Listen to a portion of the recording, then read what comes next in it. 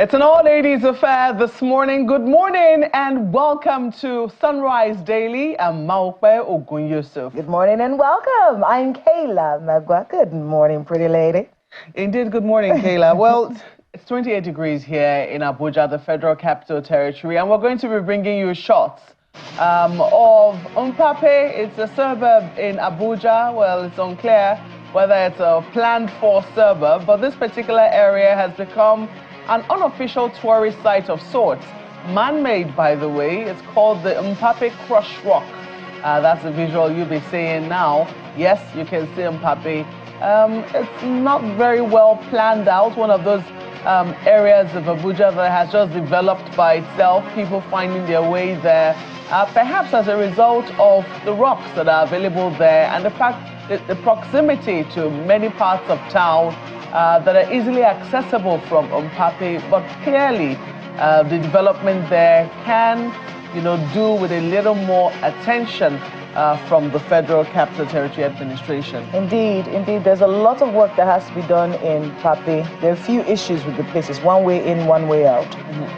It's overpopulated.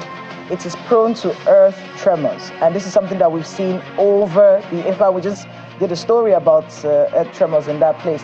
Many people, it's controversial because many people believe that the earth tremors could be as a result of the crushing of rocks going there. I have seen them do surface crushing personally at Mpape, where they don't dig the ground to put in the dynamite. They do it on the surface there. So a lot of buildings are cracked in Mpape. But, but other people believe that, look, it's just a natural thing. This happening has got nothing to do with the business. That's a very hard sell, by the way. But that's a sell that a lot of people are trying to make right now. We've seen the ministers, consecutive ministers of the Federal Capital Territory talking about the issue in Mpape and what can be done about it. So many panels of inquiries have been set up to understand what's going on. It's interesting that you called it man-made. It's half God-made, half man-made. We helped. God made the monolith and we put a hole in it. That's what we did in this particular area. And if you've ever been to Crush Rock, there are few, it's nice, it's a lovely view. People love to take pictures here. Tourists come to this place.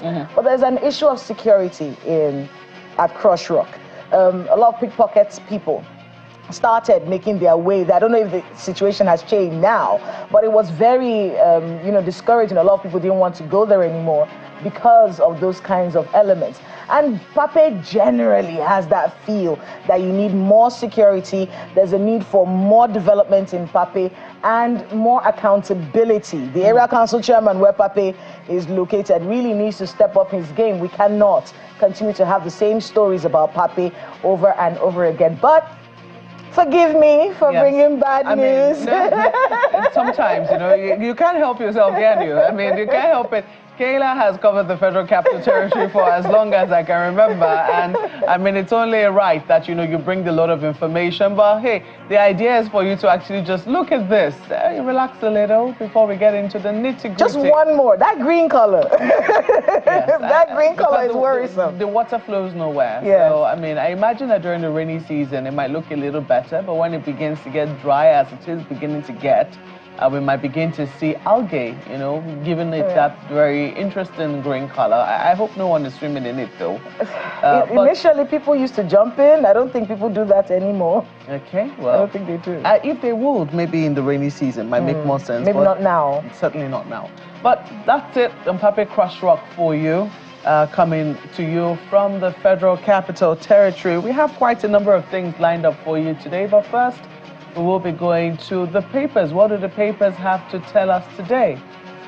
Oh, well, we might be bringing you that a little later because quite an interesting viewing on the front page of the dailies. But yesterday, we saw the inauguration of the new governor of Edo State. Today is going to be his first day, official day in office, even though he was already making quite a number of statements at the podium yesterday. Monday Okwebolo is now the governor of Edo State, officially so, and he's also ordered the investigation into the 7th House of Assembly, where lawmakers were unable, 14 lawmakers were unable to take their oath of office just as they were sworn or just prior to their swearing in. They were unable to serve in that particular administration. So he's ordered a probe into it. What will come of it? I've asked myself, what exactly will this serve?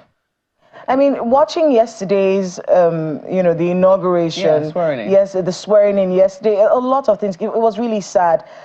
In the sense that it was a great celebration for them. I was about to say that. But it was sad for me in the sense that, I'm trying to remember the last time I saw an outgoing governor hand over. Yeah, especially from another party. Yeah, especially from another party, hand over to an incoming governor, and then we have like a nice celebration and everyone is fine. It's almost as though at the end of every administration, there's some sort of probe that has to happen. There's always some sort of acrimony.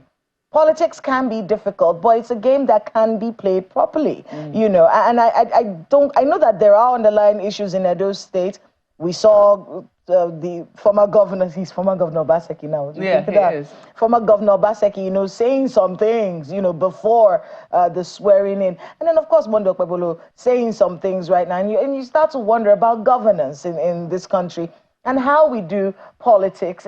I can't remember. Can you remember the last time an outgoing governor, was there at the swearing-in ceremony of the new person? Well, yes, if they're from the same party, usually you will see. No, when it's opposing parties. Yeah, when it's opposing parties, that's when you have to really juggle your memory, to see when last that happened and to see just how smoothly that exercise when it was full of contention, this particular handover. But it happened nonetheless. I mean, it was pretty to watch the ceremony. It's just that, look, the governor is doing the parade and it has a lot, of people. Very excited, waving, giving the peace sign to people. There you go. but you see, what I do not understand now are the people who are, following, it's excitement, We don't see this, It's excitement. They just want to follow him and be singing. That could be a potential security issue. It could. I want to imagine that, we will borrow more than one leaf from Abuja when we see the presidential inauguration going. Because this must have been a nightmare for journalists yesterday. I know. It was a nightmare for journalists yesterday. But, I kind of understand it, because with politics, you do have all these people all the time. And they will sing and dance and follow you around and put films. And what are you going to do? You see the policemen. Send them away? Yeah, not just journalists. You see the policemen there struggling. And even the security operatives trying to keep the perimeter. It was a nightmare for them as well. Oh, it was lovely to see him and his daughters yesterday. Yes, his daughters, yeah. That was really nice. And then, of course, seeing the deputy governor as well being sworn in. It was and of course the dinner that happened yesterday night as well. It's a new era. Of course, security had to deal with that fight at some point, but it's a new era for the people of Edo State, and I really hope that they enjoy these years of governance. And just a word for the incoming governor, governance is forefront right now. These holidays are over, and people will be filming you, talking about you, doing all kinds of things right now. At the top of your agenda should be governance, and those young people of Edo State that need all the help that they can get right now. But congratulations to the people of Edo State and good luck. Oh, well, it does appear that we will have to do the papers a little manually this morning as we still do not have that video ready for you. But let's take a look at what the dailies are saying. And we're seeing leadership newspapers looking at what is currently happening. Epileptic power supply in North may last longer. Just to highlight that's on the front page of Leadership. There's a little video we'd like to show you as to what perhaps may have caused the power outage in the northern region of Nigeria. There have been talks about vandals vandalizing major power lines. Not just vandals, they also say bandits in the forest, vandalizing major power lines in the forest. As a matter of fact, the president has ordered that the military give power officials cover to see how they can fix these problems and make sure that the North has power, power is restored to the North. These are major power lines, Kayla, buried deep within the forest. And here's what we're looking at right now. You can see those power lines. You see the military. I'm sure even they are perplexed that how did this happen?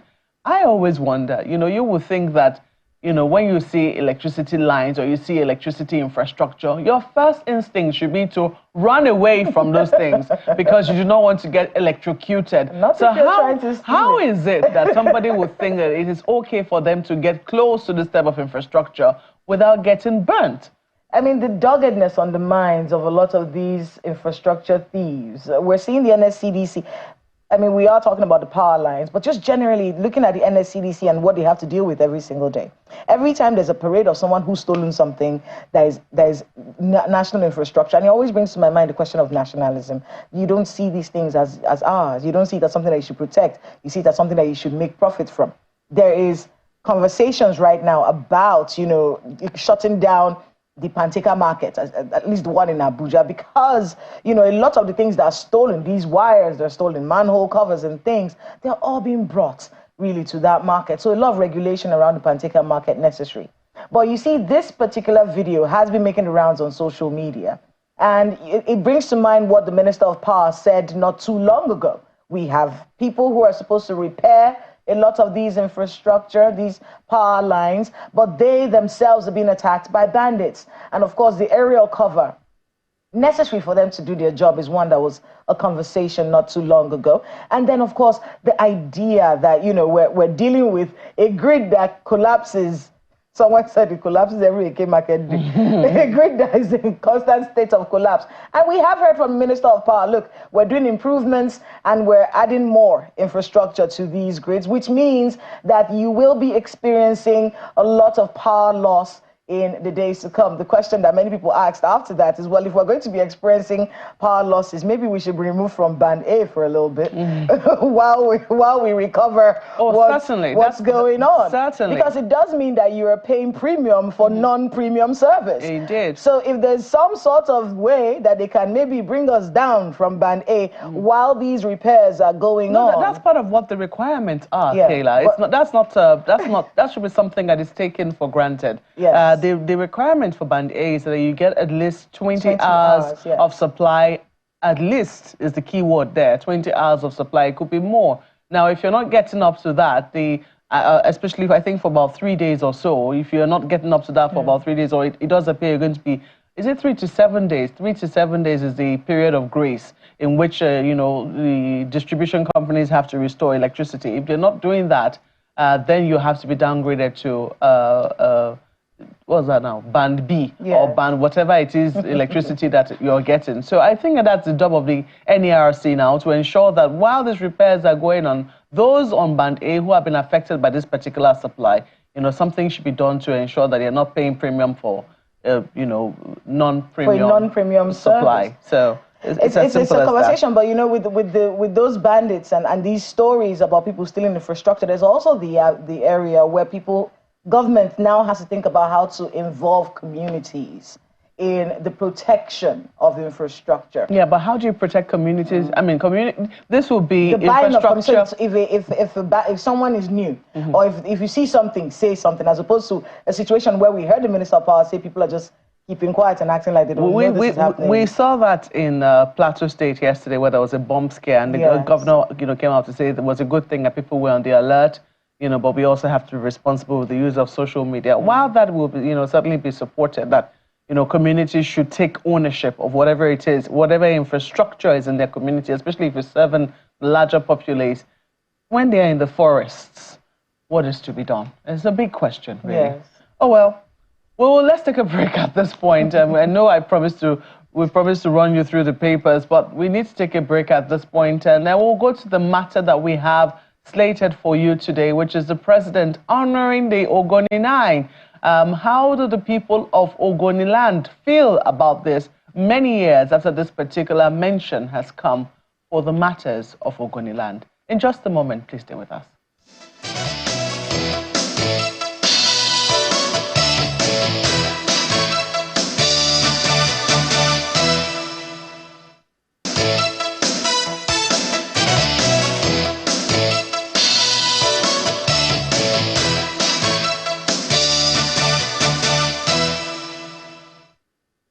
Welcome back. Well, right now we're getting into the meat of the matter that we have for you today, which is a statement released by the presidential spokesman, Mr. Bayo Onanoga, saying that the president is honoring the memory of martyrs from Ogoni land, the Ogoni 9, led by Mr. Ken Saro-Wiwa, who brought to light the degradation that was currently happening in Ogoni land in the Niger Delta of the country. Well, we are speaking this morning with Mr. Ledum Miti, who is a former leader of the Movement for the Survival of Ogoni People, which was a group that was led by the late Ken Saro-Wiwa, and this group had also requested the president to honor the memories of these people. And it does appear that the president has listened to their request. But we'll be asking, just how this statement came about and how it has been received by the people of Ogoni land. Mr. Ledum Miti, thank you so much for your patience this morning, and thank you for joining us on Sunrise Daily. Thank you very much. Good morning for having me. Well, quite a thing has happened. This is something that, we thought had been forgotten, but it does appear that almost 2 decades after, precisely 19 years after the Ogoni 9 died in the hands of government officials, this was a state-sponsored, I'm reluctant to use the word, well, let me use the word execution, because the Ogoni 9 were executed. They were said to sentenced to death, to die by hanging. And we still remember just how sad a day it was for Nigerians. I still have very, very vivid memories of where I was, with my family clustered around a transistor radio, trying to see whether attempts to save the lives of these 9 people was going to yield fruit. But sadly, we heard on our radios that attempt for clemency and mercy never came through. So to think that 19 years after, this honoring, this mention of their names has come from the highest quarters, how do you feel about this? Well, first, let me put it in the correct perspective. It's actually 29 years ago that it happened. And to put the president's first, while applauding the president's statement, which I think was a good one. Let us put it in the perspective. The president was honoring just not the Ogoni 9. In my view, it talked about the martyrs of that struggle. That goes more than the 9. It includes the 4 chiefs that were murdered, whose death were also used as an excuse. The Ogonis ourselves, in trying to bring in reconciliation amongst ourselves, we have gone to acknowledge the 13. Instead of 9, we said Ogoni 13 as martyrs. And it goes beyond even those people. There are several people that were killed during that struggle. We are talking about 2,000 people that were killed in the raids that went to communities. I remember some very, pathetic stories. Soldiers were raiding communities, and there was this particular family on a rainy day while soldiers were coming, and they broke into the house. Husband and wife were in bed, and one of the soldiers just said, "Look, you people are enjoying while we are under the rain," and that was it. And someone was shot and killed. There are several people who went on protest and they were killed. All these are the martyrs that have been honored. And I think that more importantly, we should see it as a symbol of that commitment that Mr. President has said. And for me, that is the most important thing, his commitment to fostering dialogue, reconciliation, and healing. I think that's the most important part of that statement. And I think that we as Ogonis over the years, while we started this struggle, have always opted for the non-violent option, which means the underpinning of which is dialogue and reconciliation. And I think that it will be most gratifying if we follow through this commitment Mr. President has made in the days ahead to start some process of real reconciliation by commencing some dialogue that respects and honors the sacrifice of the past and how to build on the future. So it's a good thing. And I think that it is important we stress the point, because this president can relates with what the Ogonis went through. This president was in exile with us. We were together in the, what we would call the trenches in those days. We were together in exile, holding meetings together. And it was therefore, he understands exactly what the pains were.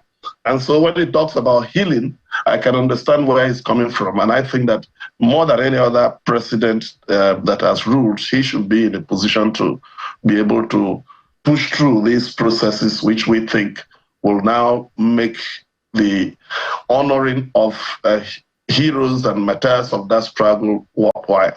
There are those who will say that perhaps this process started a bit earlier with the acknowledgement of the degradation that had happened in the Niger Delta, particularly in Ogoni. And when the United Nations, released that report that, the degradation was going to take over 30 years to clean up. And we saw the move by the federal government to set up HIPREP, which is supposed to be, trying to clean up the land now as we speak. Why would you say that this particular move by President Tinubu is an addition to that, or is even more significant than what has been done so far in trying to restore the land?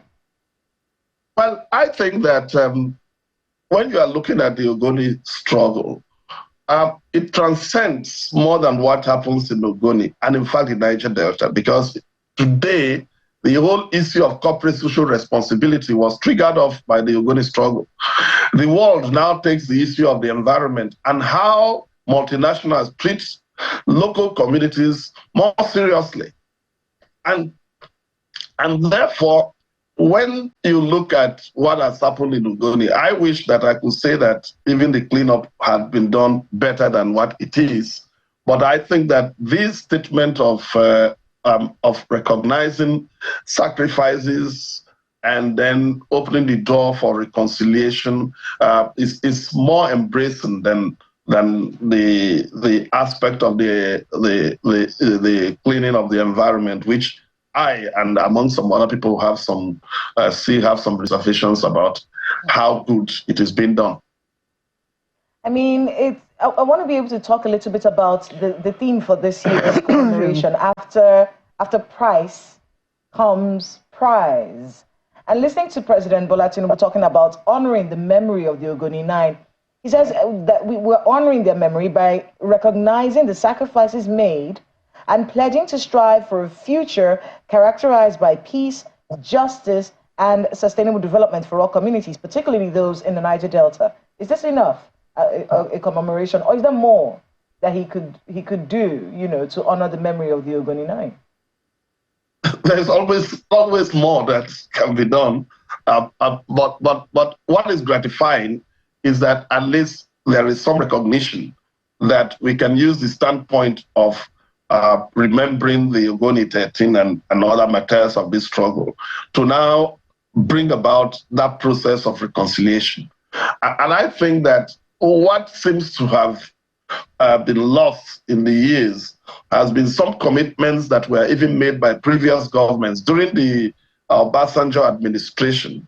That government also made a statement and even said that, look, appropriate national monuments or institutions will be named after these Ogoni 13 leaders. We've not seen that happen. So clearly there are many things that could be there. But I believe that in this process, if this is followed through of some dialogue and that respects the views of all the parties, I think some of these issues should come up and perhaps addressed.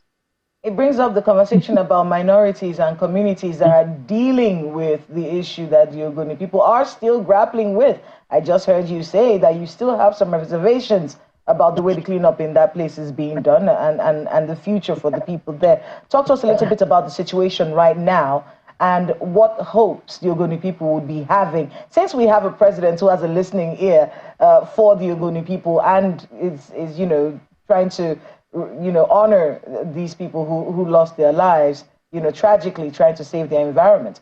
In your view, what's the situation on ground now, and what can this administration be doing to make it better for the people of Ogoni land? Well, right now, we have got into, first, let us again put it in context, as you said, about the minorities. And I think this is one of the things that also came up in the president's statement.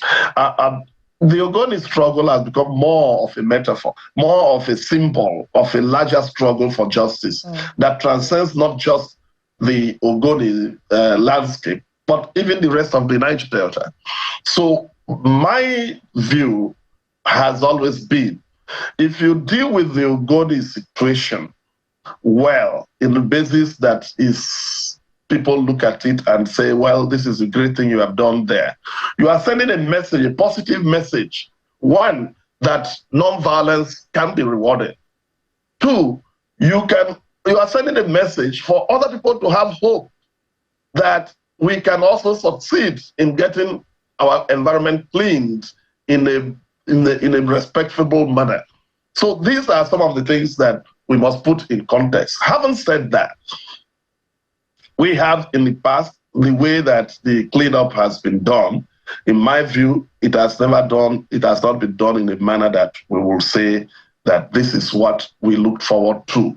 But I believe we can still look at it and improve on them.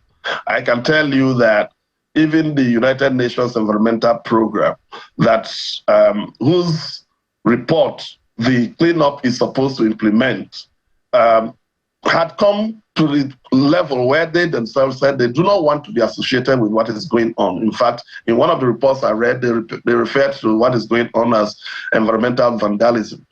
And that is not a very nice language to use about areas that you want to stand out as the model that others should copy. So I believe that right today, the legacies of the past are things that we must look at. You are hearing of the multinational shell that was there trying to divest, and stories must be told. We must be able to have a conversation about one of the relics of the pollution of the past. What are we going to do with it? So these are some of the conversations that I think is more important. I am one of those who believe that conversations will bring out the issues and resolve in a manner that all the sides will be happy.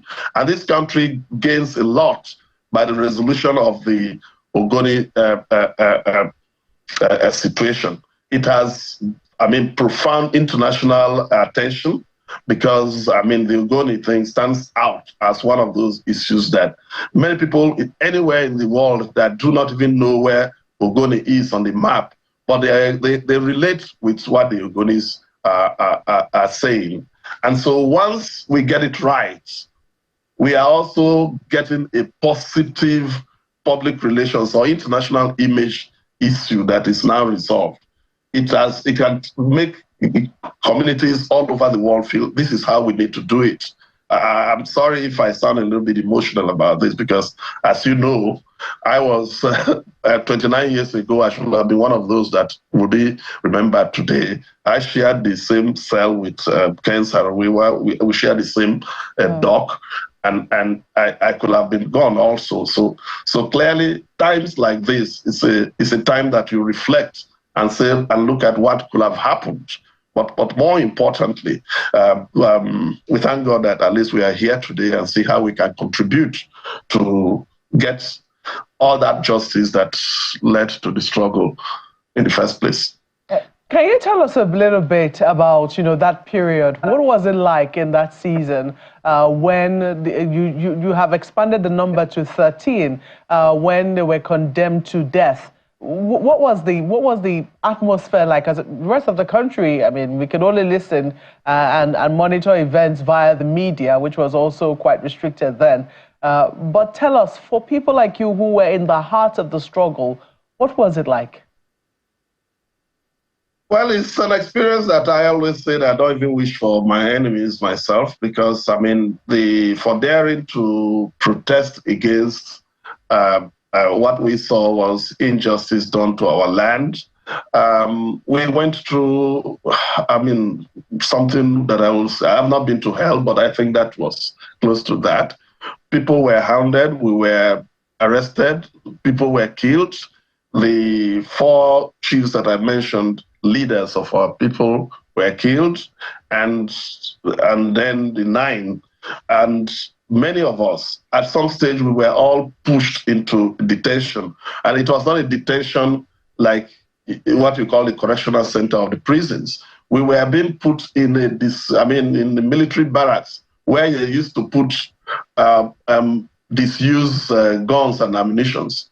And we were so pushed there that we only had space to just squat. You cannot even lie down. And we had to go toilet there. We had to do everything there. So we were in such a situation, being kept without anything. And many people were being raids, were being committed in communities which were indiscriminate. So once you were Ogoni, you were just already guilty, so you'll be arrested. Women were raped and families were killed. Several people maimed and houses destroyed, communities destroyed.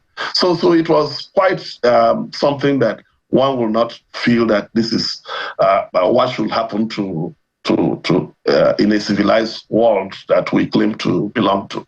So it's one of those experiences that, as I said, I wish that one could erase from one's memory.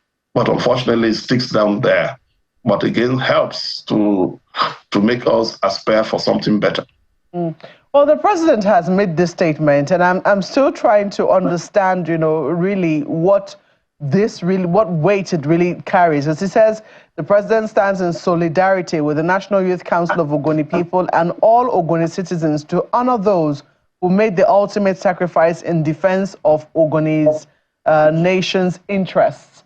He doesn't really say, he's not naming anything after anyone. It's just a commemoration, so to speak. Do you think that it should have been more? Well, as I said, like Oliver Twist, we always will ask him for more. But for me, in a statement, what that statement has done is sets the tone. And for me, it creates an avenue where I think in the days ahead, I would look forward that federal government looks up to maybe convening some reconciliation parley. Let us talk and start look at what can we do, government and us and perhaps even the oil companies. What do we do in order to get justice for these people so that the healing can start in earnest, in practical manner. So clearly, I think it was a good invitation to treat, if I should use that word, that tells us that, look, government says, look, we recognize the pains we have passed through. We think we are committed to fostering dialogue and reconciliation, and therefore so that we achieve healing. And so what next is more important to me than what has been said. But at least that tone, I am happy about it. I feel excited about it, that the government is saying, after all, that we should start to speak amongst ourselves and with the government to see what we can do to get a resolution of the ills of the past. Do you think an apology, for instance, might have been more in order? Well, I will think that if that becomes part of the thing, then that should be an outcome of a conversation. Okay. We're not exactly very, very good about, going to the past as a people. We're not exactly very good. This is a country that has battled a civil war. In January 18, we will be, commemorating a day to our fallen heroes. And also, it's unclear whether we have finally taken it as something that we should do. Mentioning and honoring the memories of those who were lost in the Civil War. We hear it every now and again, but we haven't quite dealt with it. If, for instance, that reconciliation will take place, there's some people who will say that it should be all-encompassing. How do you think that would work if those kinds of calls were to come up? Well, as we stated in our Ogoni Bill of Rights, there is none of the demands that the Ogonis have made that means that others are disentitled to justice. So, but perhaps this could become a model that can go to other places. So, that is clearly a legitimate call. Any person can say, look, I have an issue that needs to be dealt with on the basis of reconciliation and dialogue. That is not excluded in this, but this is, I mean, an Ogoni specific and by far a model that I think should be pursued. You haven't told us how this has been received in Ogoni land. Good. There was no rejoicing, there's been no statement, there's been no meeting, nothing of the sort? Well, I'm sure that in the days ahead, the statements will come out, I mean, in that. But more importantly, you see, people are cautious about these things. Is this just a statement or is it the beginning of a process? More of people would like to see it as the beginning of a process. And that's why you see the cautious, the caution that maybe had not led to maybe rejoicing. I don't think that in this country, many people will just take government statements and start to rejoice. How quickly do you expect that reconciliation meeting to start? What steps would you be hoping to see next? And how quickly do you think that whatever it is the president has in mind should begin to come to fruition? Well, if it is left in night, but clearly the government will be able to call the shots. But for me, if you ask me, even tomorrow morning, there's nothing that should stop us not to start having some dialogue, or at least the mechanism for some conversation. I will feel that it should be as quickly as possible, because that will now fit in the mood of the times. And who are those who do you think will be involved in this particular conversation? For me, the Ogoni people will have a leadership, and then they will have maybe the federal government side. There will also be the oil company side, and there should be a conversation looking at what the people have gone through and what needs to be done. The oil companies have always argued that, yes, they do accept that, yes, there have been degradation owing to their own activities, but they also blame vandals. They blame vandalism in the Niger Delta for a lot of what we also see there. What are your thoughts with that? For those who will say, how do we differentiate those that were caused by the oil companies and those that were caused by vandals? You know, how do we begin to reconcile these two? Well, I have a very consistent view on these matters.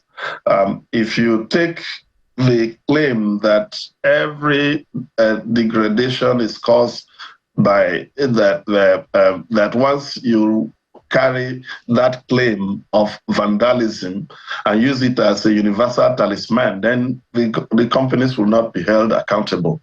I know that in law, if you carry something dangerous, it is your responsibility to make sure that that thing does not escape to damage someone who is there.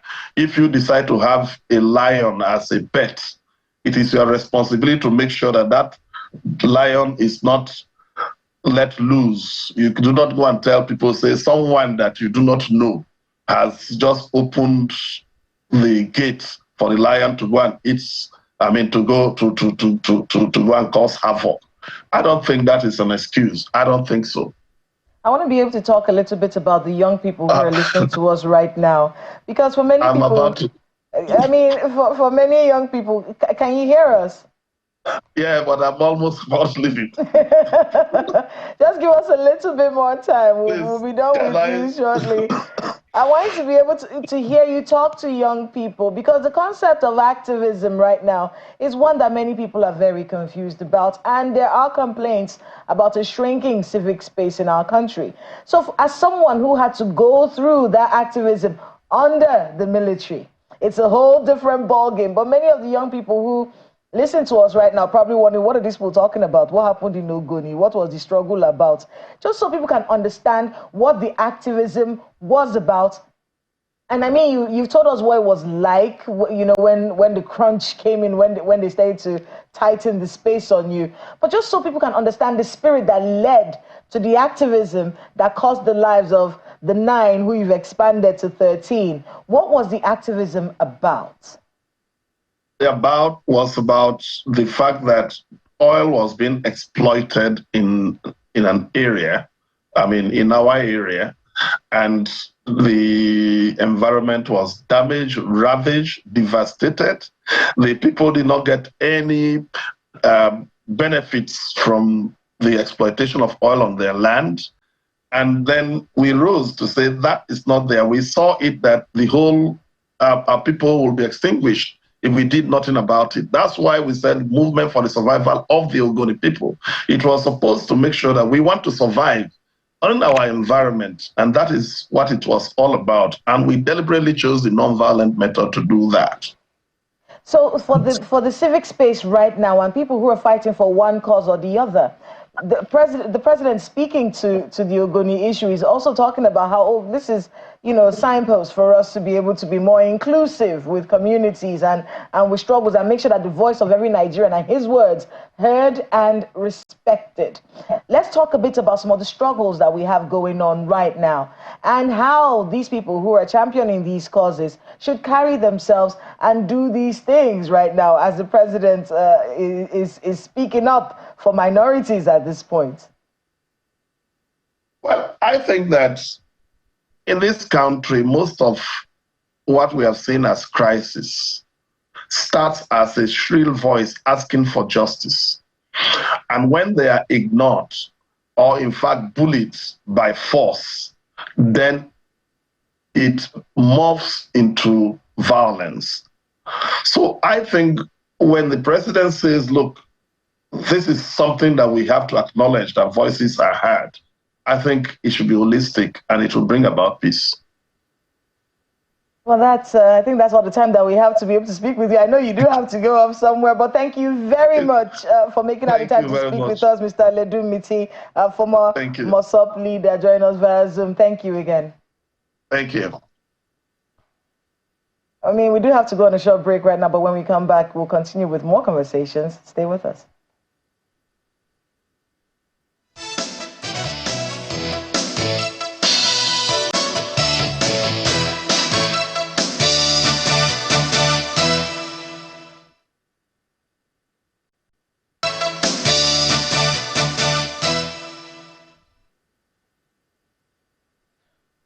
Well, indeed, we're switching gears now from honoring the memory of martyrs now to talking about, I believe this is a conversation that will stretch very well into the next segment. But right now we're being joined by Mr. Inebi Shuaibu Onucheyo, who's the Director of Product Certification at the Standards Organization of Nigeria.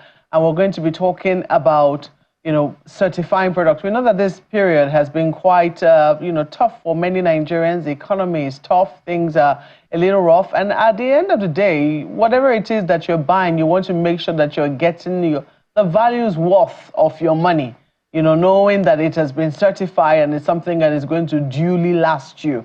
But there have been complaints in recent times. And I know that you have also been issuing messages to producers of products, of commodities within the country, to upgrade their game, otherwise you're going to come down hard on them. How have they been taking that particular warning from the SON? Perhaps I should start by saying good morning and welcome to the program.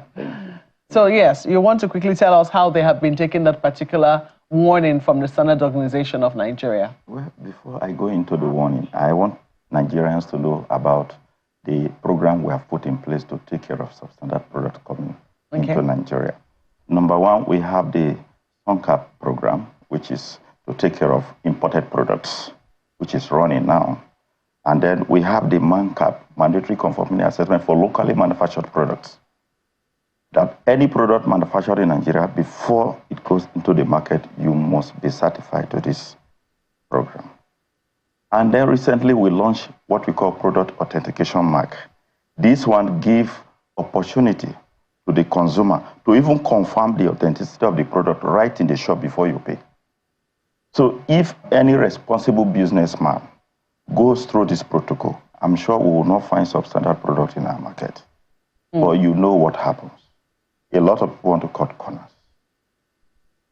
So that is what the challenge we are battling with now. And that is why we are telling Nigerians, you have to work with us. We cannot do this alone because we are not everywhere. We want everybody to work with us. You see something that is not good, contact us. We'll take action immediately. So I think that's where I wanted to go to with this conversation. Yes. When people see a product that is substandard, they should just call. But you see, there's a proliferation of substandard products right now, especially with the economic crunch that we're going through right now. People are manufacturing all kinds of things and throwing it into the market, leaving the consumer unprotected from these substandard products.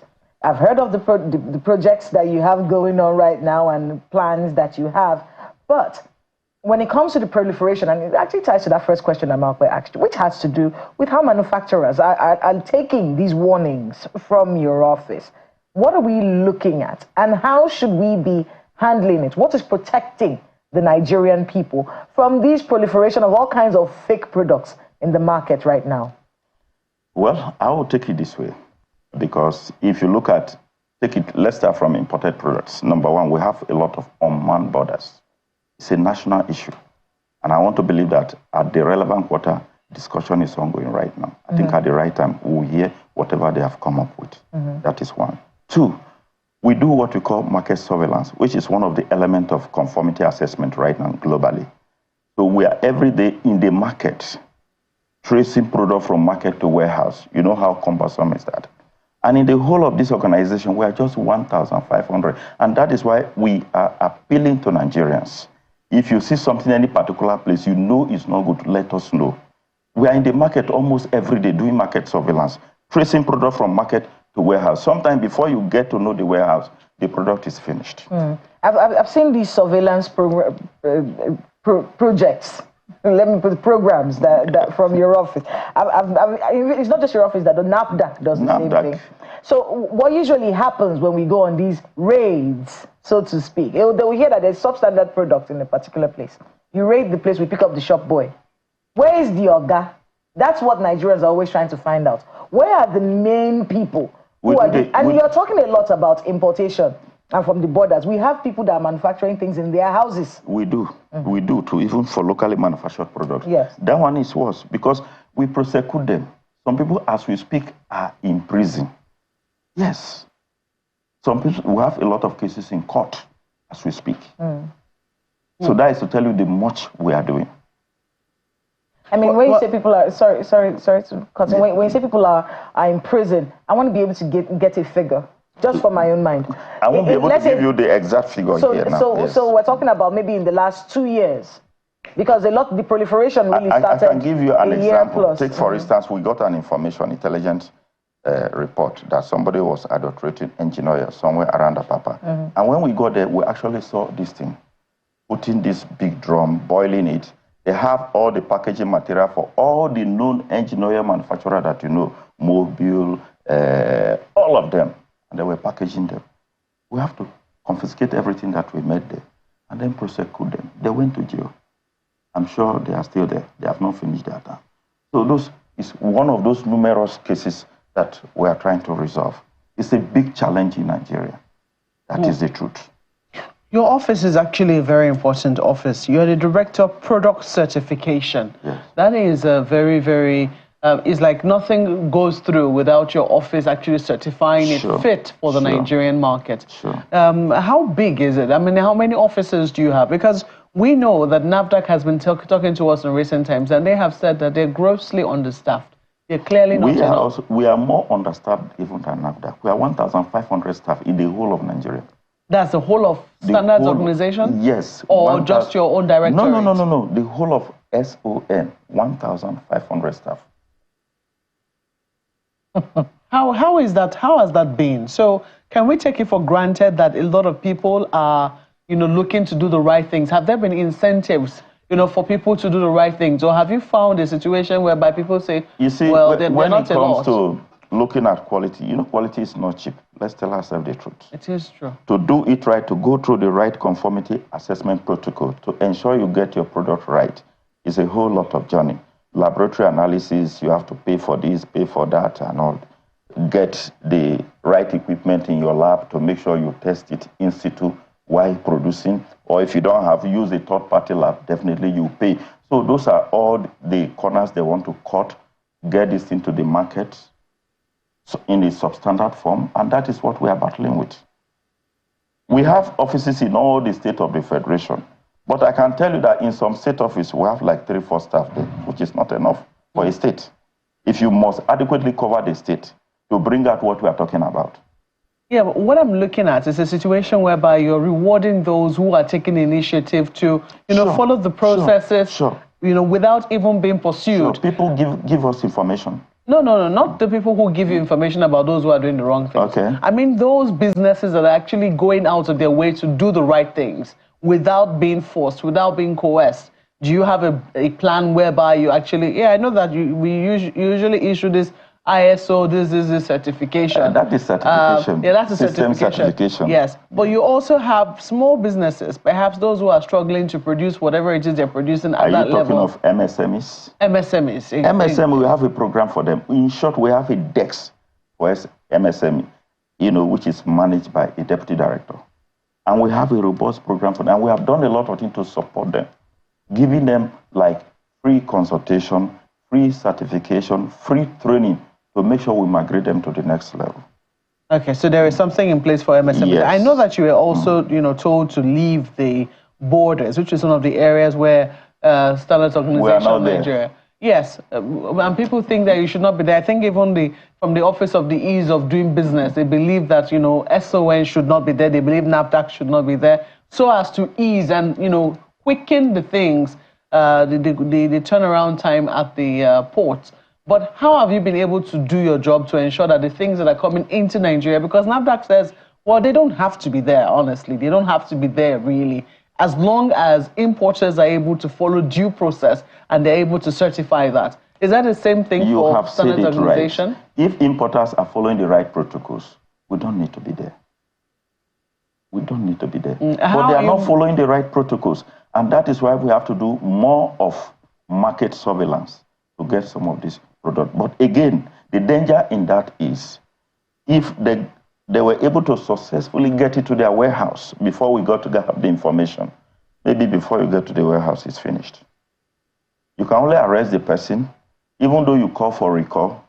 How many people obey recall, publication? I have never heard SON, call for recall before. We do. On what products? We do. Some products we have done in the past. Can you mention one? Like cable, we have done in cable, but eventually we couldn't trace anything. They were able to prove to us that the thing was taken to the West African sub-region, that it was not sold in the Nigerian market. Well, I did say that this is a conversation that will continue in the next segment of the program. It will be continued on Business Morning on Sunrise Daily, which will be coming up shortly. Well, we have to thank you so much, Mr. Enibi Shuaibu Onucheyo, who's the Director of Product Certification Standards Organization of Nigeria, for speaking to us this morning. Thank you very much. Well, we'll take a break at this moment, and very soon, Sunrise Daily on Business Morning on Sunrise Daily is next. Please stay with us.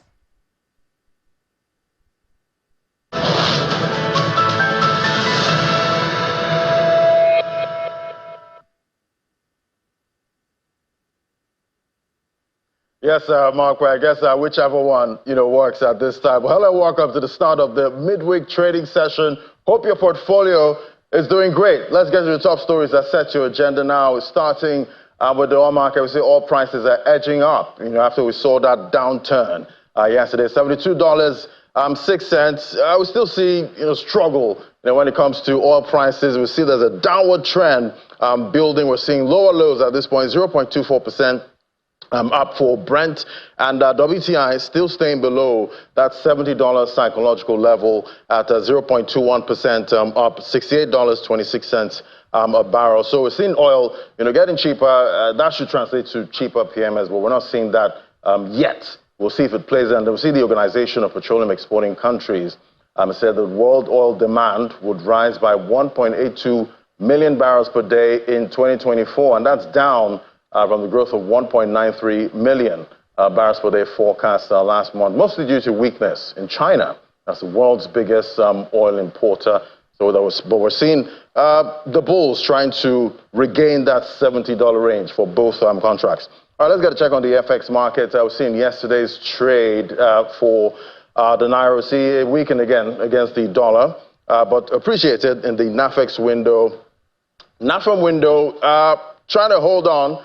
might break that 1.7 mark, but we're still seeing, interventions, keeping that trading range between 1,690 to 1,600 naira to the dollar, 0.50% down. That's for the NAFEM window. NAFEX window, 0.24% up, but we know NAFEM is where all the action plays out. So we'll see if the CBN will intervene again in this week. And we've not seen much intervention when it comes to the BDCs. Let's see what happens. Let's see how it plays out. All right, to other stories now. Businesses in Nigeria have expressed less confidence in the country's economy, with the overall confidence index down for the month of October. And that's according to a latest business expectation survey released by the central bank. Firms' confidence level on the economy for the next 3 months fell by 3.2 index points to 14.5 points from 17.7 points.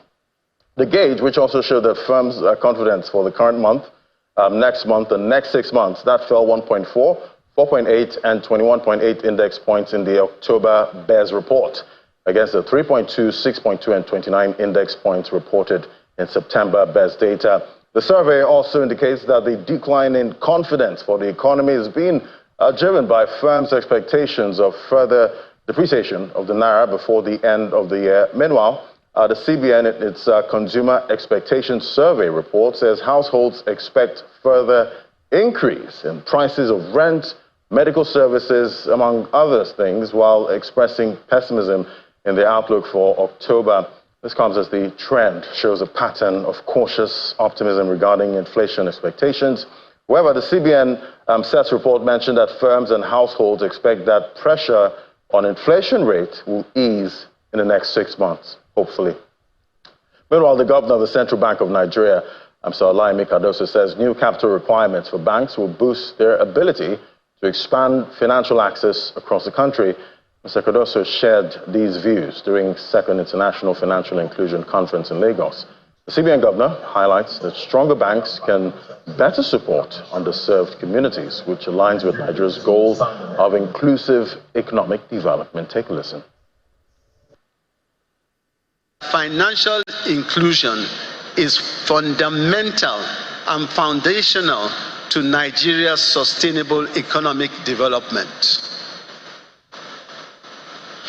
In line with its efforts to deepen financial inclusion, the Central Bank of Nigeria recently introduced new minimum capital requirements for banks.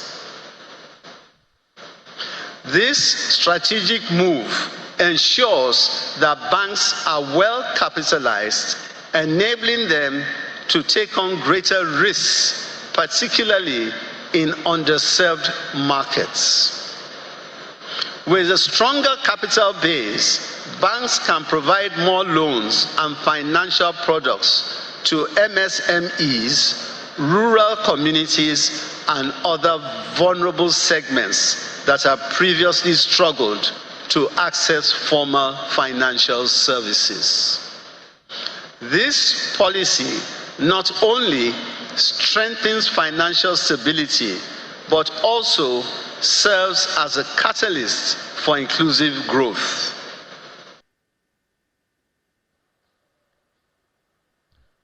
And now to our first conversation as Nigeria looks ahead to 2025. Its macroeconomic landscape presents a complex mix of challenges and opportunities. We see the country navigating a delicate balance between managing inflation, stabilizing the naira, and fostering sustainable growth in the face of global economic uncertainty. But let's get an outlook now with Basil Abia, as a co-founder, Veriv Africa, joining me from our Abuja studio. Great to have you on the show.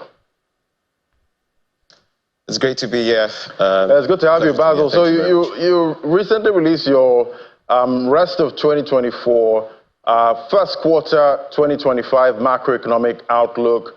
Tell me, what is your crystal ball saying? Well, we haven't released it yet. We're releasing it today at 1 p.m. We have an event. I won't disclose the Fiscal event, but there's a webinar, of course, and it's free for access for people who want to register and listen in. But the crystal ball is in 3 ways. We're looking at the best case scenario, we're looking at the base case scenario, and we're also looking at the worst case scenario. For the best case scenario, we're looking at GDP growth, real growth rate, to be at 3.65%. That will be largely driven by the services sector. Of course, that cannot translate into more jobs growth that we would be expecting. So sort of cautious optimism in that regard. Inflation rate would be around 31.1% on aggregate. As you do know, of course, there's an expectant that the aggregate inflation rate for 2024, when it ends, will be at 32%. And there are a number of factors driving that best case scenario approach or projection for the Nigerian macroeconomy. Of course, one assumption is that the Dangote refinery will be able to supply as much energy, especially with PMS and diesel, as well as aviation fuel, to boost logistics, especially in the rail sector. We also expect that at best, we will have $90 to a barrel in the international oil prices. So these are the assumptions that are driving our best case scenario. For the base case scenario, we're looking at inflation rate at 34%. We're looking at real GDP growth rate at 3.4% for 2025. And then we're looking at a very minuscule money supply growth rate at 2.5%. And then for the worst case scenario, this is where it gets really worrying for Nigerians, and I'm sure Nigerians don't want to hear that, but we're estimating that the dollar is going to go for at least 2,000 naira for most parts of 2025. That is also going to see an inflation rate at the highest level, should be about 37.7%. And then, of course, GDP real growth rate would slow down to 2.9%. There are many other numbers that folks will be able to see. We're going to have our microsite out by 1 p.m. If you visit our website, verifafrica.com, you'll be able to see it, our socials as well.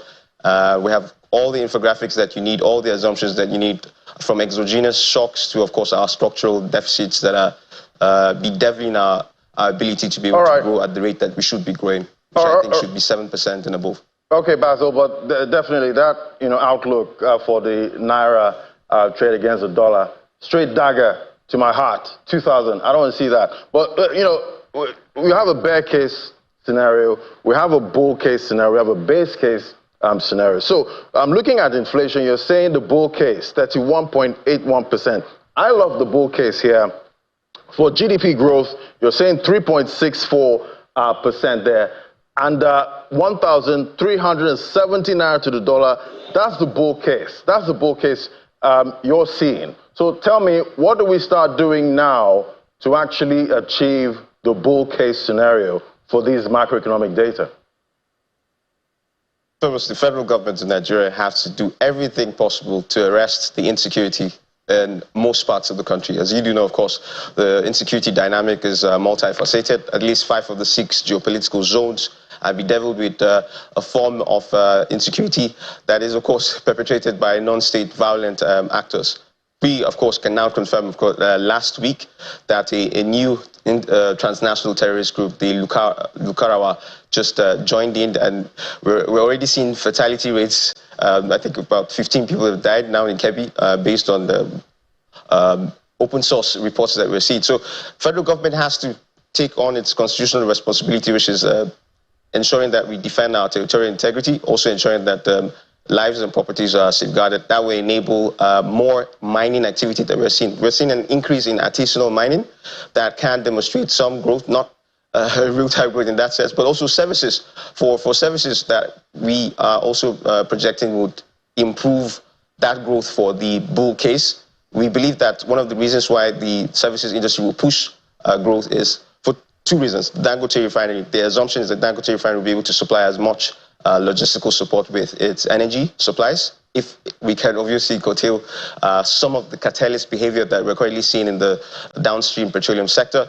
And then secondly, we're able to see energy production ramped up. So we want to see the Siemens project, the Presidential Power Initiative, reach its 100% implementation rate. It's currently doing just slightly below 50%. And that's delivering all of the transformers and all of the transmission infrastructure it should be able to deliver for phase 1, so that we can move to phase 2.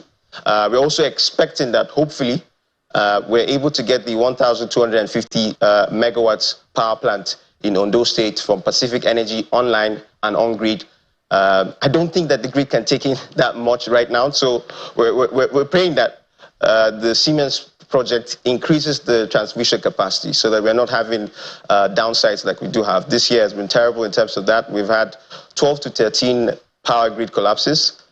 Based on your sources, of course. I know that there are some sources like Neurometric who are saying it's just 10 collapses, but if you do the calculations, averagely 12 grid collapses. And then let's not forget, we had an entire section of the country, northern Nigeria, 17 northern Nigerian states without electricity for 12 days. Productive hubs like Kano, I can share personal anecdotal stories. I was talking to an FMCG plant manager 2 weeks ago, and when he was showing me their diesel bill, about 10 million naira they spend on diesel every day. That's not sustainable. That increases the inflationary pressure that we're currently witnessing. So for us to have the services sector push that growth, we'll be able to ensure that energy production is ramped up. Another thing as well that is very important is we want to get our manufacturing base back on track. They are currently going through the worst. I'm sure you've all read the CBN monitor right now, performance monitor when it comes to the manufacturing industry, and it's terrible, from 17.5% index to about 14.5% index. And you can do the numbers. Even Manufacturing Association of Nigeria released their damning report on 2023 on sold inventories of about 350 billion naira. If I'm not mistaken as well, over 700 manufacturing concerns or manufacturing firms had to close down fully. Losses of jobs and tax revenue, of course, that's leading. We have not even seen the 2024 report from the Manufacturing Association of Nigeria.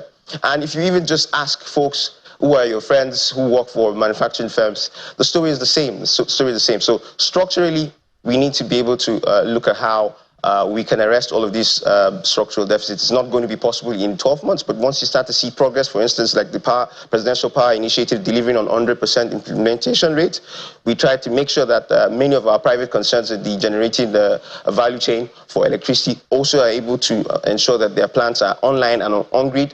That will increase electricity supply. Our transmission capabilities to handle that inflow of energy will also be able to increase. And of course, as you do know, in productivity sides, the increase in energy correlates directly to increase in productivity. So that's how we're going to be able to get our bull case. It has to start from the federal government. They have to govern. They have to ensure that insecurity is stemmed. It's just the truth. Govern, and govern well. Government. Thank you so much for that, Basil. But, definitely looking at the PMI, looking at the household expectations, business expectation data, definitely not cute, data at this point. But let's talk about interest rates now. What are you seeing for interest rates? We know the central bank is still, trying to rein in inflation, at this time. Are we seeing more hikes, going forward, or is the central bank running out of wiggle room when it comes to interest rate hikes? For our bull case, if you read it, of course, when it's out, we are expected to see at least 100 basis points increase, or a rate of increase of 100% when it comes to monetary supply rate. It's a monetary policy rate. And it's indicative of the fact because our money supply rate is super high. And it translates, of course, to the exchange rate pass-through when it comes to inflation. As we do know, there are certain concerns by folks in the financial space who, I don't share this idea, but it's an idea that's already out there. Whenever FAC allocation money is spread, allocated to state governments, state governments start to mop up scarce dollar in the informal dollar market, and that raises pressure on the exchange rate. And of course, as you do know, exchange rate has direct pass-through, especially when it comes to imported goods, and we have a very high import bill rate. So we should be able to see 100 basis points increase, or 100% rating increase in MPR, and I'm looking at close to, sorry, I said the 100 basis points, 100% rating increase in MPR. So that is something around 54% interest rate hikes for us to be able to reach our bull case scenario. And then there's also another argument, again, very important to highlight, that we allow for multiplicity of thoughts at Verify Africa. And there's an argument on one side of the team that believes that we should be able to manage our monetary supply, money policy rate well. And by that, it means introducing the tiered CRR regime, where you look at certain banks who have very good or very healthy non-performance loan ratios. And then they also have very good loan-to-deposit ratios. I know of certain banks that already have 40%, and I know of, in fact, the bank that I bank with currently doing an abysmal number of about 16%. We need to be able to, I'll tell them off when I get the chance to. But what I'm basically trying to say is if you do the TED CRR, the argument from half of my team is if you do the TED cash reserve ratio, what you're able to do is that you reward good performance with NPL, good performance with loan deposit ratio, and give them more leverage to be able to provide more credit to the real sector. And for those who are bad performing, you further punish them. So basically kind of using incentives to drive credit supply to the real sector who are in need of it.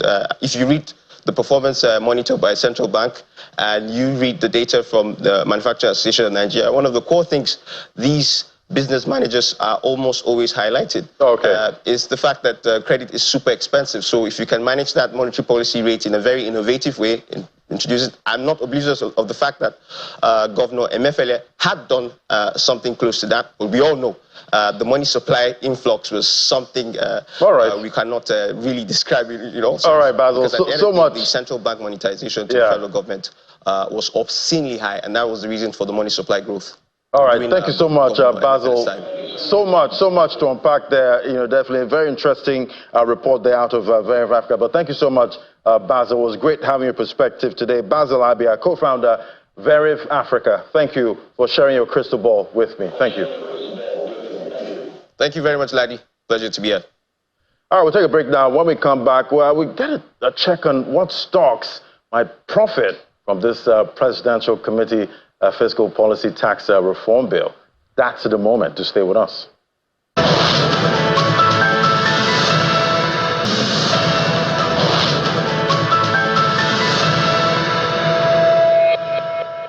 Welcome back. Well, recently, the Presidential Committee on Fiscal and Tax Reforms, headed by Taiwo Oyedele, presented a bill to the Federal Executive Council, which was later approved and transmitted to the National Assembly for passage. But we're not talking about how these reforms will impact Nigeria's stocks, some of the stocks listed on the stock exchange. Which one is going to profit from this and which one is going to say, oh, this is too much for me? Well, to discuss that, I have with me Mukhtar Mohammed. He's the CEO of Finance with Mukhtar, joining me right here in the studio. It's great to have you. Thank you. And nice shoes, as I said before. Thank you. So here it is. We're seeing increase VAT exemptions for some companies. We're seeing maybe oil and gas, maybe companies that produce sanitary products or import that. 4% development levy on companies, 5% excise tax on lottery and gaming. Then we have the 5% telecoms tax. So it's tax. Tax. You know, at this point. And I'm sure you're looking, some might profit, some might not profit. Definitely. What do you have there? Yeah, I think if you look at the tax reform entirely, I said this is one of the best economic committee that President Tinubu have established in terms of trying to get the right, they try to have a right balance in terms of businesses, growing business, revenue. The type of tax reform we've had before now is always about revenue for government. If you look at this reform, it tends to favor businesses, especially SMEs. The bigger companies also are not left out because, again, you see that income tax will be reduced from 30 to 25%. That is huge. Then you look at also the personal income tax also for individuals, especially now in the market that the Nigerian stock market is largely driven by retail investors. So what you see more money in their hand, and that money will find its way into the stock market. So you also see the oil and gas exemption tax there, especially for renewable energy, CMG. That's huge. If you look at the result that have come out from some of these oil and gas companies like Seplat and also Oando, you realize that that's one area that they're still trying to do so much on. And again, when you look at investment, and now you see there will be a reduction also, exemption if you tend to invest, especially in assets, oil and gas assets. And you know that a lot of those oil and gas companies are moving towards those asset acquisition, especially trying to localize a global space like the oil and gas sector. That also is good for the tax reform. Yes, you talk about the telecom sector. That's where you have a challenge. Right, 5%. 5%, that is huge. And remember that before now, this was supposed to come up. The then minister got the presidential approval for it to be suspended. You know, the thing about that 5% is that it's not going to be something that will so much affect the company bottom line because it's going to be passed to you, to customers. And we know these companies have been begging to raise tariffs. Most of these telecom companies. No, you don't have an option. When you're giving them 5% tax, telecom tax, they're going to raise tariff. They're going to raise phone calls. But again, the challenge is that who is going to pay? At the end of the day, is you and I that are the consumers of this product that are going to pay. Sanitary product, if you have the multinationals still around, then you would have been excited. So that will go for the smaller. That's if we didn't have most of those exits. The exits. So that will go for the smaller businesses. So the good part of there, they still have some challenges in terms of, you look at investment. They also have a good one. Capital gain will come down. That's fantastic also, depending on the period you have to leave it. Foreign investor coming in, they will enjoy some exemption, especially in the area of infrastructure. Then you begin to look at some of these big infrastructural companies. You begin to look at the cement company, begin to look at the conglomerate that have suffered. Those could also enjoy. Then it all comes to like high net investors. Again, there's a challenge there. It's going to move that tax to about 25%. So now you might, and when you don't have high net investors in the market, and you don't have so much of foreign investors in the market, then retail investors has a limit to how they can move the market. So you won't see. I know retail investors are dealing with a cost of living crisis. Now, so you will not see that movement, that bullish movement that you see, because a lot of them will be holding it for the short time. That might not be good for the market. So then also the area of, especially when you call the high net investors, during the public offer issue, there was a little bit of challenge. If you're investing a very high amount of money, they are telling you to bring your 3-year tax return before it. So I think they should reduce those bottlenecks. It should be on the regulators to be able to know my 3 years tax return by just putting on my PIN and telling me, and rather than telling me to go and get my 3 years tax return, be bringing it to you. So we should try and see how we can broaden that technological space whereby even the stockbroking firm can be able to just key in there, just like we do with the BBM, and get these taxes. Right, and definitely looking at stocks to watch. At this point, what stocks are going to benefit once this becomes an act? At this point, what are you seeing? Oando, Arada, Seplat, the oil and gas sector entirely will benefit. Right. Especially when you look at Oando, you look at Arada, you look at also Seplat. You remember they just did a recent acquisition. You look at the others, they are seeing the marketing arm of the site. So the agreement they signed with Dangote could also be a benefit to them. So that is there. But again, those who are really benefit from these things are definitely the oil and gas sector, especially the CMG boss. Remember that Oando is already leading that space. So they are going to enjoy so much of it. Arada is thinking. Now we know Oando is already up 500%. 500% this year. Beat inflation, beat everything. Everything. But now it's a good entry point because you've seen that slow down after the result. And when you look at that result, production, estimated production, within a month, they were able to do 36% increase. And they are looking at 100,000 barrels. So that is huge. It's tough to work out. Arada coming in new, coming with a lot of fanfare. Remember, they are also in the Renaissance group, bidding for some of those assets. And looking at the price of Arada Holdings at this point, it did list about 700. 702. Fell to a low of about 400 now. Fell to a low of 375. 375, even lower than 400. Yeah. And now we're back at 533. And with this, Arada we see a lot of potential in Arada. Remember, they are paying 8 Naira. But it was expected, that people would take profit after coming out from the NASD especially from those long deals and that. So you see stability in there. Towards the end of the year, I expect stability to happen between that 750, 800. Then we begin to see some of all these plans come into tune. Then you begin to see that stock move. MTN Nigeria, what's exciting about MTN Nigeria now is just the price. There's a lot of challenge there. Let's talk about the 5% tax, talk about the FX volatility. So it's still huge challenge with MTN, but huge opportunity. All it needs is just one regulatory pronouncement. There you go. Right.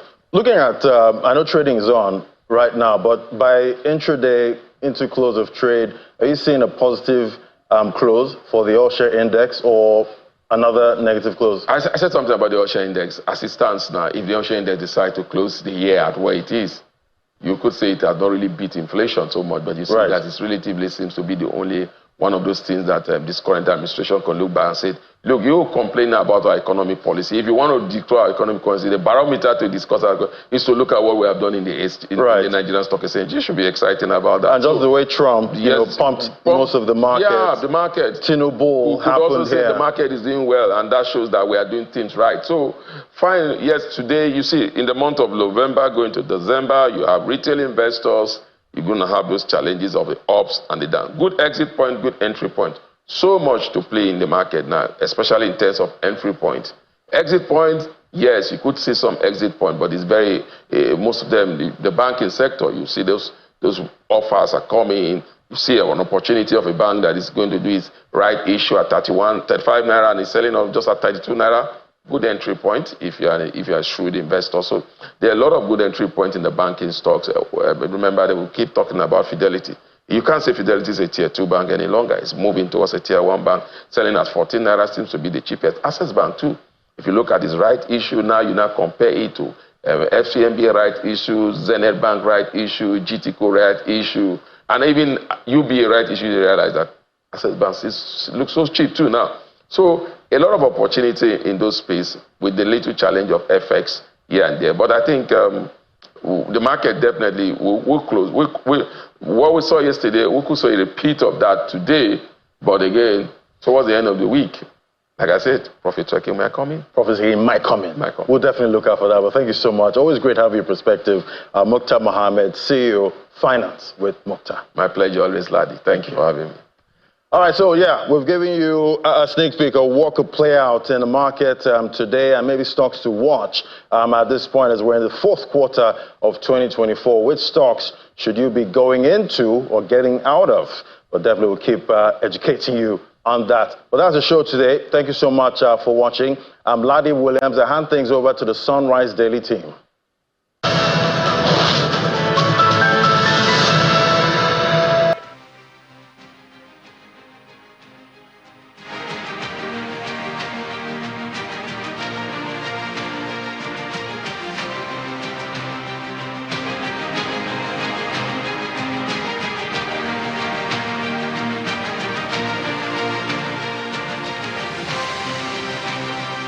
It's an interactive engagement between the management of the Tertiary Education Trust Fund and stakeholders to review past projects and plan for the future initiatives under the 2025 Intervention Guideline. The increase in the education tax from 2.5% to 3%, authorized by President Bola Tinubu, represents a significant boost for TED Fund. The revenue generated from the education tax plays a very significant role not only in maintaining but even providing additional infrastructure for our institutions, enhancing academic programs and promoting accessibility for students from diverse backgrounds.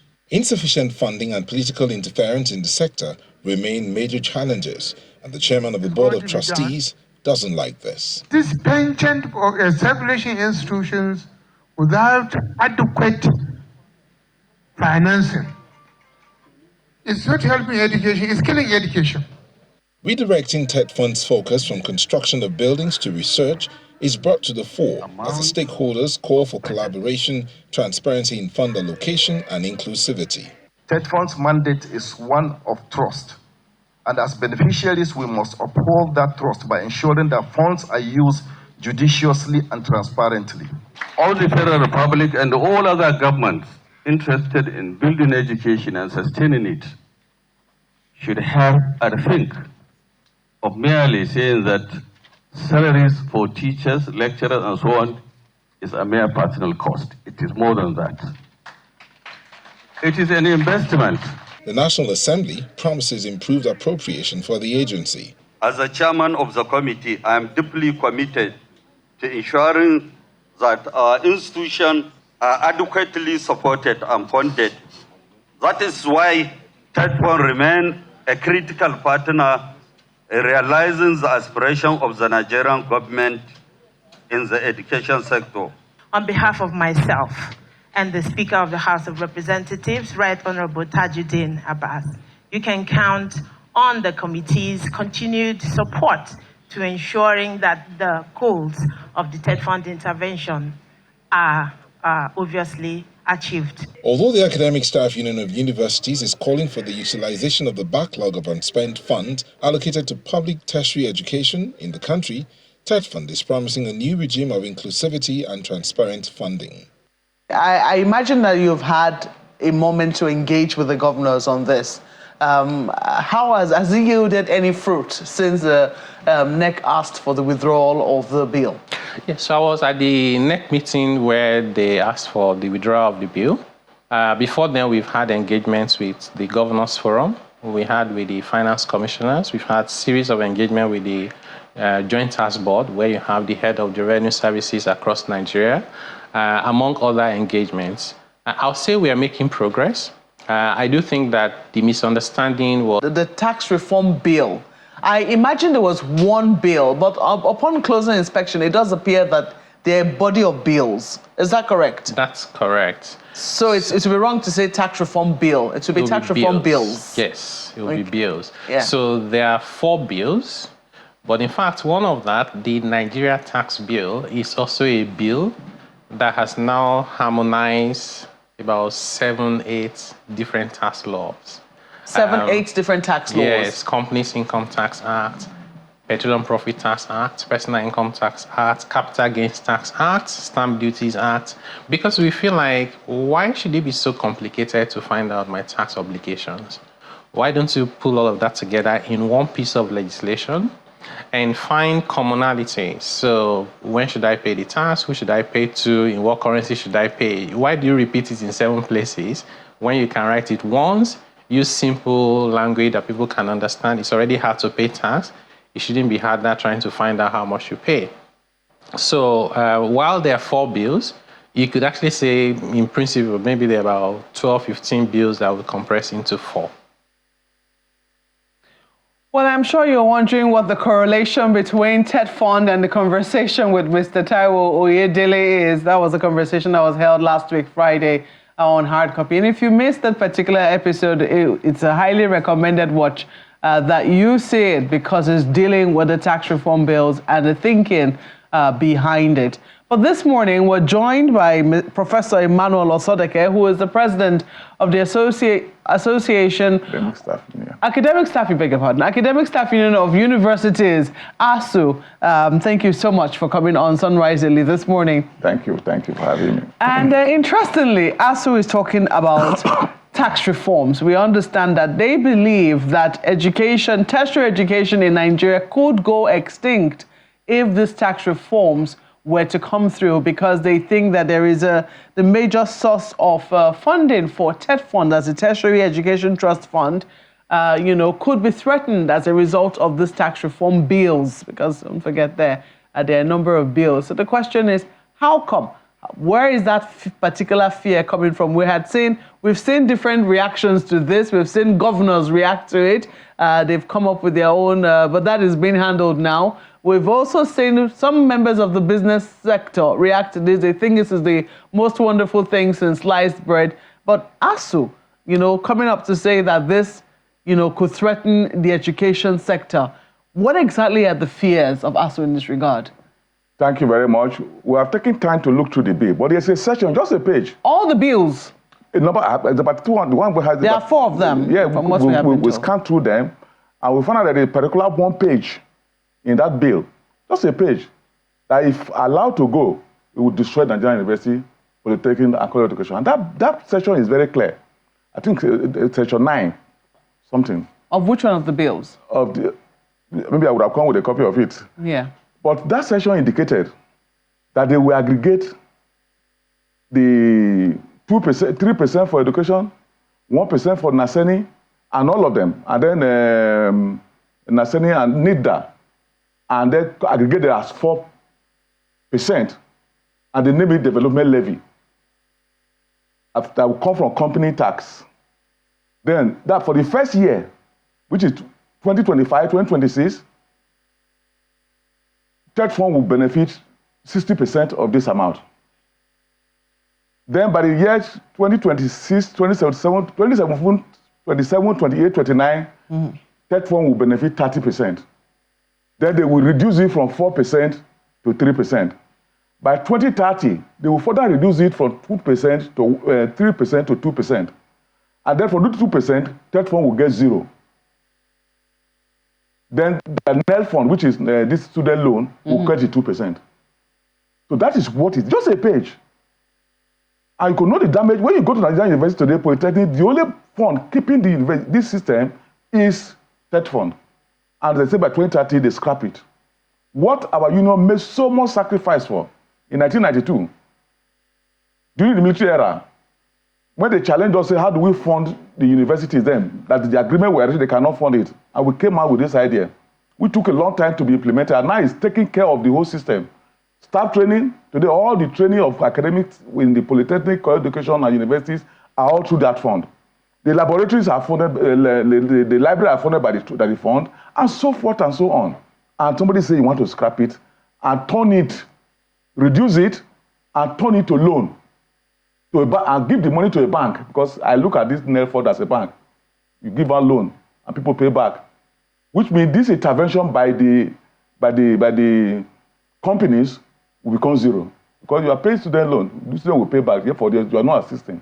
So that is the assertion we have looked at, and we do believe that even the governors, the state governors, the parents, all should rise to this thing, because when you remove that today, you are seeing multiple established university. Universities established in the past 2 years is more than universities established between 1960, when we got independent, and 1990. The one established in 2 years is more than that. All because of this state fund. When you go to the states, there are some states with 4 universities, all established because they have access to state fund. And you can go around. All the projects you see, they see signal and they'll say that it's state fund and need assessment. And we are totally thinking of scrapping it. Well, we heard yesterday in that particular program, which we saw you attend, the TED Fund program, where they said that they intend to start moving from buildings and infrastructure to research. It's going to be more about funding the softer things, things that might be very difficult to measure, but you know, I'm sure that they said there's going to be a transparent way of awarding that money. So this incentive for universities to, come up because they have access to TED Fund money, it would seem that would also be stopping, given the direction that TED Fund is moving towards. But looking at what it is that, the progression, if we're to go with what you have said now, and what you say is on that particular, the offending page now, it would seem that what they're saying, the reason why TED Fund is still standing today is because it is standing as a subsidy for the education sector, for tertiary education. An intervention fund. Yes, for that particular sector. Isn't that the situation? Yes. But perhaps what they're saying is a situation whereby students will be able to fully fund, will be able to bear the true cost of whatever it is that they're going through in universities. You don't think that this is a good idea? Look, let me put it this way. Today, some universities are charging whatever amount. And what we are saying that when you take that to a loan, you are not adding the kobo to the university. How come? Because the students are already paying that money on their own. You not give this money to them as loan, they just pay. It's still the same thing, nothing is added. Yeah, but what they are hoping is that the schools will begin to see that as a source of revenue. It's not a source of, that's for the university. But what for the university it's not. Let me give you an example. Today, 90% of the Nigerian students are paying their fee, paying their charges, and they are in school. Now you want to convert, you want to now say, okay, you want to assist them to pay their loan, to pay their charges and their fee. You are not adding one kobo to what the university is getting. It's still the same thing. What you are doing, you are telling the students, instead of getting the money from your parents, we'll give you as loan, which you will pay back. Therefore, the university is not getting additional one kobo. It's still the same thing. Yeah, what I guess... what we are saying, President, students have managed to pay their fee. This is an intervention fund that will not add money to the system. Yes, but Professor, let us look at the fact that we have, as you've talked about the proliferation of government universities, isn't that correct? We've also seen a proliferation of private universities. Yes. And we've seen that there is a huge disparity between the fees paid in government universities and that paid in private universities. Now, if government is saying, look, you can access education in government universities, but you will pay the full price, determined by the vice chancellors or the, I don't know what they call the body now, of the universities that will take that particular decision, but led perhaps by the vice chancellors. And over time, you can take it as a loan payable when you get a job. You don't think that is something that would work? Let me explain this to us so that we'll get it. Look at our constitution. Education at all levels is a right.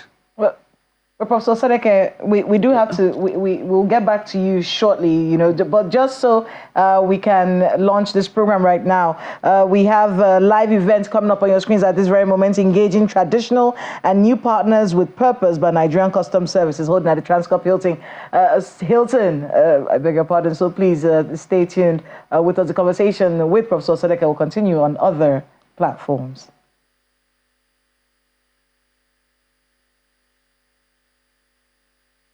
Well, Prof, so you were explaining to us. What I'm explaining is that, yes. Look, education, look at the constitution, it's a right. The labor is not justiciable. If it's justiciable, students would have taken the government to court. It's a right. Look at the constitution, it's there. Well, what were we saying? Today, we have more private university than state university. For those private universities, they account for less than 5% of the students in our university students. You can check. Sorry, you say education is a right. It's a right, yes. Education, yes. Broadly speaking, is a right. Yes. Basic education is a right. Yes. Secondary education is a right. But there's nothing enshrining. It doesn't discriminate. It doesn't spell out the different levels of education that are a right for the Nigerian citizen. When you check, there's already a fund for the primary and secondary. They call it UBEC, University Basic Education Fund. Is there. But the way it is... Universal, yes. Go and check, it's there. But the only difference is that states are supposed to pay their counterpart fund before they can access it. And many states don't pay. So that was already taken care of. Yes. We were part of that. Is the one that is a right. Good. No, it's at all level, up to university. Go and check. So what were we saying? Let me also give you an example. In the United States of America, the unemployment rate is about 3%. 3. Nigeria unemployment rate now is up to 40%. In the United States, where unemployment rate is 3%, students who take loans, some are committing suicide, some are going mad, that the President Biden had to take it as a government responsibility to pay back the loan of these people. So if in a country where the president, or the employment is 3%, which means within 1 or 2 years you get a job. If you lose a job, you get paid by the state. Hope you are aware in those countries. If you are working and you lose your job, government pay you some money to take. It doesn't happen in Nigeria.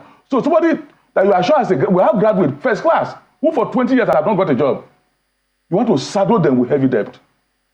In UK, US, where it happened, they are paying back. The government is paying back, and you want to introduce in a country where the people are not sure of employment, where the children of the ordinary Nigerians don't get employment. Only the children of the rich get slot. They call it slot now, not interview. When we were growing up, you apply for interview and you get. Today is by slot. The children of the rich. So and you want to. So what we are saying, if look, excuse me, sorry, that this intervention fund is a product of negotiation between ASU and the government. Yes. Of Babangida government. And you can't just scrap it. We want to. I want to be able to get you. Just a minute. If you want to introduce student loan, go and look for your source of funding. Leave the one that we already have done for the system. So these are your issues, right? You're explaining the executive branch of government. Yes. They're asking that the tax that is paid by companies to develop education should be reduced from 4% to 2%. To 2%, yes. Right. And then it should be the proceeds will now be given to NEL. Yes. To a bank. And and you're saying that this will reduce the capacity of the TED fund to intervene. If it's scrapped, it's gone. So let's talk a little bit. Reducing the ability to intervene in universities will basically make them moribund at some point. They will have to go. So let's talk a little bit about those interventions from TED fund right now. Just maybe if we see how important those interventions are to our tertiary institutions, maybe we can start to see where the argument for them for this particular, and it's 2 of the bills, by the way. It's not just one of the bills that affects TED fund. It's 2 of them. Yes. So maybe if we start to look at the interventions of TED fund at this point in time to tertiary institutions, maybe that importance can be something that can lead to some kind of alteration. After all, these bills are in the National Assembly. Let me tell you, one, in those 60s, 70s, 80s, the university trained their staff, send them abroad, get them trained and come back. But now, all the university polytechnic, all the training, production of professors, of PhD holders, master's holders are done by TED fund. 100%. It's a compulsory as a lecturer, as an academic. You should go for conferences and get an idea of what is happening in that area. But all the conferences, that the foreign one are all funded by TED Fund. That is for human training. Our laboratories are all gone. Apart from TED Fund, that now today funding laboratories, funding what do you call it? Production of books. These are all TED Fund. These are the outside. Yeah. Then go there, go and look at all the lecture theaters in Nigerian university in the past 20 years. 90% are built from TED Fund. Go and look some of the hostels built for TED Fund. Look at the blocks, the laboratories, funding of laboratories, even equipment. They are all TED Fund. You know why? As I speak today, and you can check the budget. What they give the federal government give to universities like University of Ibadan, University of Lagos, is not up to 500 million naira a year for capital development. What can 500 can even buy computer alone for the system? Go and check.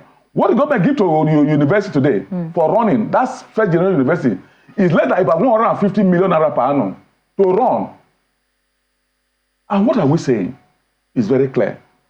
Separate intervention from government funding. This is a special intervention developed by the union ASU with the government then, military government. We ASU actually developed that decree. That why do you want to? Are the school complaining? Are the company complaining? If the stakeholders are not complaining, why are you intervening to remove it? Well, actually, the last regime, because of our intervention, our agitation, the last regime led by Mohamed Buhari increased it from 2% to 3%. And then this regime want to remove it. And the impact is very clear. Let me give you the impact. Yeah. Until it was increased and now be properly collected. We found out that as at 2022, it generated 230 billion. In 2023, they generated 630 billion. And shared to all federal, state, and two, this particular intervention is affect federal, affect state. Therefore, one session, the federal executive, the federal executive council cannot just wake up and remove what will affect everybody. You have to have the input of the state governors. And the state governors, remember, they met Nigerian Economic Council, chaired by the vice president, the governor, and they say it should be thrown away. But the federal executive council is still insisting that it should go ahead with it. What are we saying? If you do that, we have destroyed our universities. We'll bring them to where you now have primary and secondary school, where nobody wants to put their children in primary and secondary school public now. And what would that happen to this country? And I will tell you, if you say loan, how many people can get the loan? As I told you, I had the director, the general of this NEL fund, saying that they have given out, I think, 90 billion. And I asked myself, what is 90 billion at Nigerian University? How many students have they gone to? Yeah, but you have also, Prof, but you have also said that this particular bill, is supposed to be something that is graduated. It would not take effect until 2030. This NEL fund that we're speaking of, it just came into existence last year, and they have to find a source of funding for it. Are you pleased with the current level? Can you tell us on average, how much is it that the average Nigerian student pays in a government university? Good. Well, let me start from the beginning. When you are proposing a project and you want to take the National Assembly, you should identify the source of funding before you start. Not that you're not going to take funding from another project that's already working. You should develop your own innovative fund of funding. That is how the things are done. You do know that is coming at a cost to businesses. It is businesses that are funding TED Fund. Look, I'm just confirming that you know that. Let me explain to you. And businesses must survive first before they can pay something. Let the businesses complain. They are not complaining. Okay. But let me tell you this. The students, they graduate from these universities, from Polytechnic. Where are they going to work when they finish? Just confirm. No, wait. So that we'll get it. You haven't answered my question. Let me finish. I will answer it. One very straightforward question. How much on the average is the average Nigerian university student paying today? When you look at put all together, no student will spend less than 500,000 naira. Are school fees? No, Prof. The question is school fees. How much are Nigerian students required to pay as school fees in universities today? Good. I'm not talking about feeding. I'm not talking about accommodation. School fees. The so-called NEF fund, feeding, accommodation, and this thing you are talking about. the fund. Yes, but I'm talking about school fees. We want to be able to put both of them together. Between 60,000 and 200,000. That's what they pay. Between 60,000 and 200,000. But let me ask you, so that is what they pay. In tertiary institutions? Yes. Prof? Yes. Do you think that on the long run, that is a sustainable, way to ensure that we keep our institutions running? Good. Let me put it this way. We keep defending the government. Not defending the government. This is not defending the government. This is a question of Putin because the government is not here now. You should allow me answer those questions. Yes, indeed. When I'm answering, you interfere. It's not fair. By all means, go ahead, Good. Prof. It's not fair. This is interference. What am I saying? There is a UNESCO minimum allocation to education, budget allocation to education. Minimum. We took a survey of budget allocation in West Africa to education. The least country in West Africa allocate 15% of their budget to education. Nigeria allocate between 4 and 6%. That's the problem. Education is a public good for you and for me.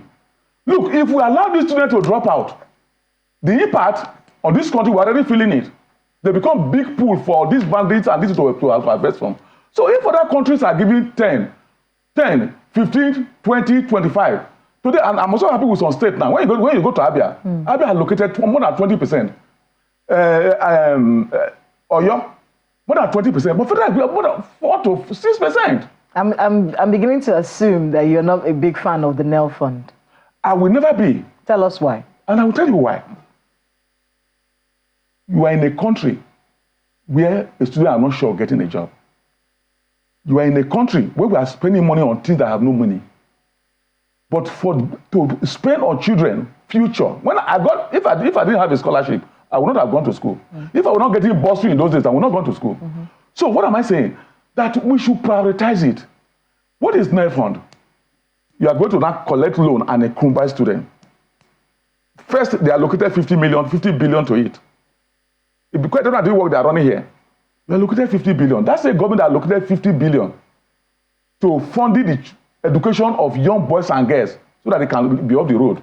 Can give 90 billion to people going on Hajj, going on Christian, what do you call it, Christian? You can afford this one to go for them. People going for private religion, this thing, you can give 90 billion. But for students, 50 billion you give them, so you pay back as loan. Does that sound fair? So what are your suggestions? My suggestion that if we have, as it was in those days, convert that thing to scholarship, to grant for the children of the poor. Not alone. Not alone. That is having our this thing. If you want to help these children, you see have a country where somebody earns 30,000 naira a month. A bag of rice 170,000. How would that person send the children to school? And suppose if the children graduate and they are not the son of children, doesn't have a big man that will allocate job for them. He can stay there, riding keke and what have you for the next 30 years. And the law says you pay back in 2 years. So we say convert it to a grant, as was done in those days. For all the big men you see, all the big men today, they got those things. Okay, Prof, I'm just going to quickly read this. This is from the chairman of the Presidential Fiscal and Tax Reform Committee, Mr. Taiwo Oyedele. He says, Nigerian businesses are overburdened by a proliferation of earmarked taxes and levies. Addressing this issue is critical to enable businesses grow and create more jobs to employ university graduates, creating a win-win situation for all. He says for TED Fund, the idea is to move the funding to NEL Fund, which will still be channeled to universities. The universities will also be able to charge near commercial fees that can be sourced from NEL Fund by students from low-income families, while those from middle and high-income families can pay, thereby further increasing funding to universities in a sustainable manner. Student loan scheme is the global standard for funding education. Earmarked taxes are meant to be temporary, if at all applicable. There is going to be a gradual process over the next 6 years to allow for the student loan scheme to take root in Nigeria. TED Fund can continue to function and explore other sources of funds, such as endowment, intellectual property, and asset management for universities, research and development, etc. You don't agree? Completely. When he was a student... You don't agree? So listen, when he was a student, whoever wrote that, and they gave you this one, we accept. When he was a student. That's from Mr. Tayo Oyedele. I know. We got free education in the Southwest. If they are giving you this, we accept too. Let's put it properly. How many people can, whatever they call it, give loan to? I can assure you, if you do this one, the loan will still go to the children of the rich. not the poor. And that's what we are saying. Two, why don't they develop look for that subsidy too? Look, I am a professor. What I get every month about 400,000. But I pay tax of 130,000. I pay tax of 130,000. I am not complaining. Why should a company just give you 3% of your they are making huge profits? No. Just give it 3% to the community where you are having your company. And they are not complaining. Prof, government is the one complaining. We really have to go now. Yeah. I'm sure that he's heard you, and I'm sure that this is certainly something that the president will take on board. And it's a good thing that at least both sides are listening to themselves. And I'm sure that they will certainly find a middle ground. But we have to thank you so much for coming on Sunrise this morning. Thank you so much for watching this morning. It's been quite a morning. It has. Thank you. And we hope that we'll be able to take your feedback tomorrow. Thank you for watching. I'm welcome, Yusuf. Thank you for your messages. We saw them, but we'll try to take them tomorrow. I'm Kayla Magwa. Have a great day ahead.